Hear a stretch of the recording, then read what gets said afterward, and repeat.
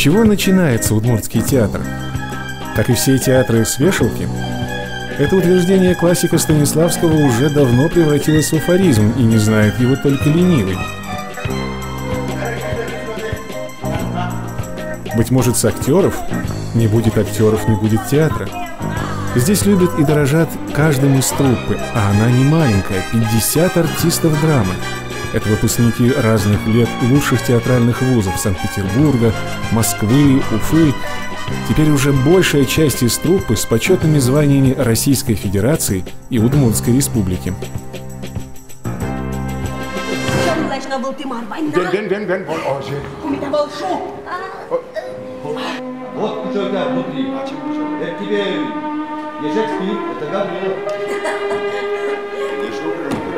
Возможно, театр начинается с постановок.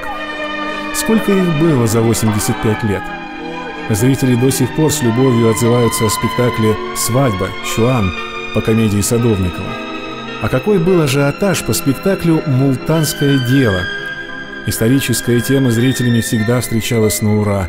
Это и Эбга, и Эштерек, и Айна. Но на удмуртской сцене, конечно, играли и Гоголя, и Островского, и Вампилова.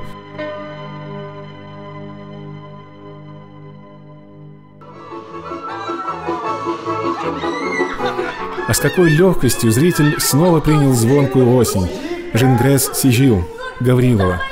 Этот спектакль еще в 1968 был удостоен Государственной премии республики.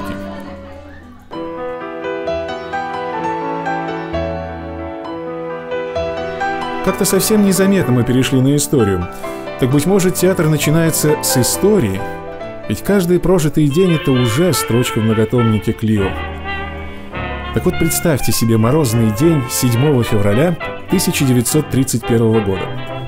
Артисты драматического кружка клуба «Красный Удмурт» вышли на сцену и написали первую строчку в истории профессионального удмуртского театра спектаклем «Река Вала шумит». «Вало Эркуашете».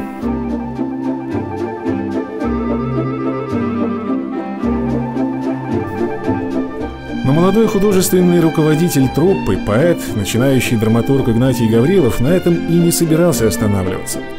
Только-только обученные азам актерского мастерства в большей своей части удмурты-заводчане осиливают второй, третий, четвертый спектакли. В коллектив вливается Кузьма Ложкин, молодой человек, закончивший ГИТИС, ставший режиссером-постановщиком. И к первому 5-летнему юбилею у Удмуртского театра был уже добротный репертуар. Зритель на родном языке увидел «Ревизора», «Грозу», «Слугу двух господ».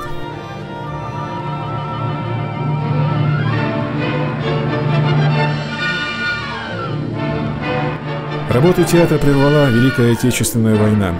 Одни ушли на фронт, других мобилизовали на заводы.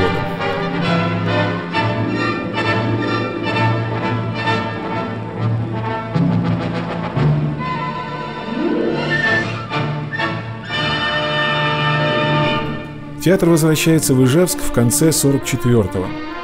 Труппа неполная, 13 работников театра погибли на фронте. В первые послевоенные годы остро встает вопрос о подготовке профессиональных кадров. Вопрос был решен.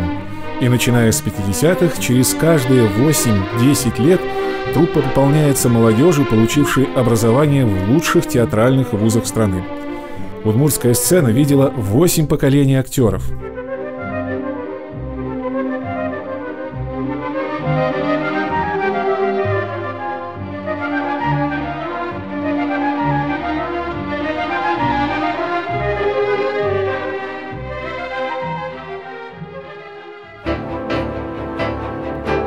«1958 год. Новый поворот. Государственный удмуртский драматический реорганизован в Государственный музыкально-драматический. Это был грандиозный опыт. Наряду с драматическими спектаклями зрители увидели оперу «Наталь», балет «Италмас», оперетту «Любушка». Еще одна веха в истории театра. 1996 год. Театр преобразован в Государственный национальный театр Удмуртской Республики. А быть может, театр начинается с руководства. В 2008 году была проведена огромная работа – реконструкция зданий театра. Уверены, этот год стал годом сплошной головной боли и директора театра, и экономистов с бухгалтерами. Но теперь театр – это визитная карточка республики, и это не просто обновленное здание. Это современный театр с современной сценической техникой, студией звукозаписи, уникальными световыми эффектами. Это условия для работы всех служб театра. Согласитесь, здесь не бывает мелочей.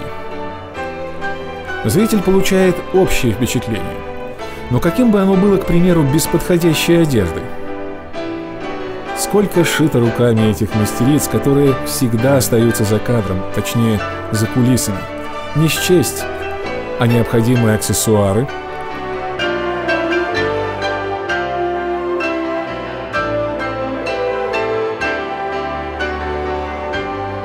Каждый спектакль – это отдельный мир, и по важности все на одной полке.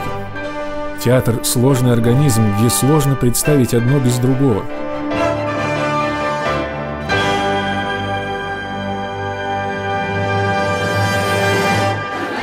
Так с чего начинается театр? Согласимся с классиком, с вешалки.